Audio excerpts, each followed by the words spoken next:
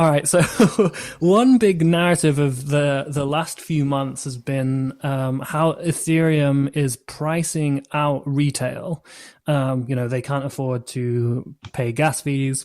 I was talking to Path recently, who's getting his brother into crypto finally, and his brother like put in like maybe a couple $1,000 or something, and then tried to make a transaction. And it was like, wait, half my transaction goes away, half my balance goes away in this transaction. Because of this, a lot of ETH killers have been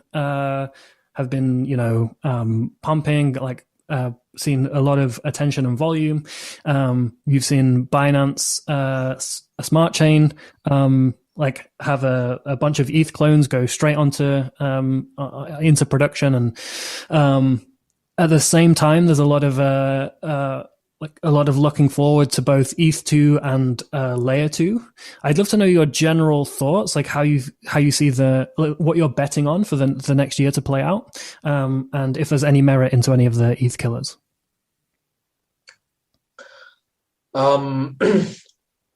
I think that you will get resolved. I'm optimistic that way. I think the gas cost issue is pricing out a lot of retail, which is why you see the success of the Binance Smart Chain is a fact. It's a matter of fact that people are priced out. But I do think that there is a value in decentralization. I mean, unfortunately, it is not cheap right now. So you can think of using Ethereum as the price you're willing to pay for transacting on a decentralized blockchain, which is probably the most decentralized smart contract blockchain right now. Yes, it's expensive.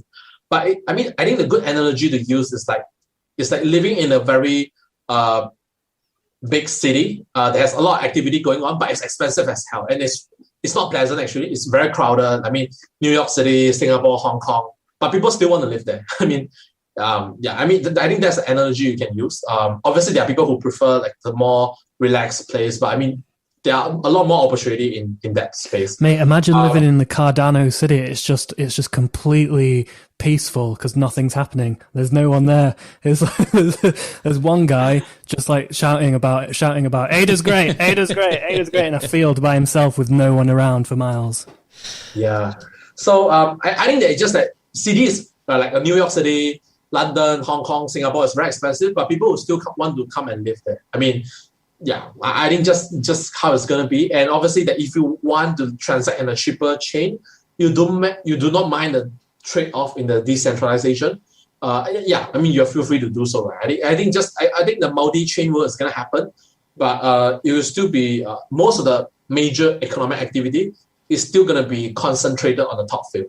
Yeah, and I also think that I think there are some ETH killer. It's valid, but the good framework to think about is to assign a probability. I don't think anyone, even those that invested in a lot of ETH killer, will tell you that they're 100% sure that this one will overtake Ethereum. I think none of them are 100% sure. They are probably placing the bet on a probability basis. Like, okay, I'm probably think that like Solana has a 20% chance of overtaking Ethereum in 5 years. Yeah, probably 10%.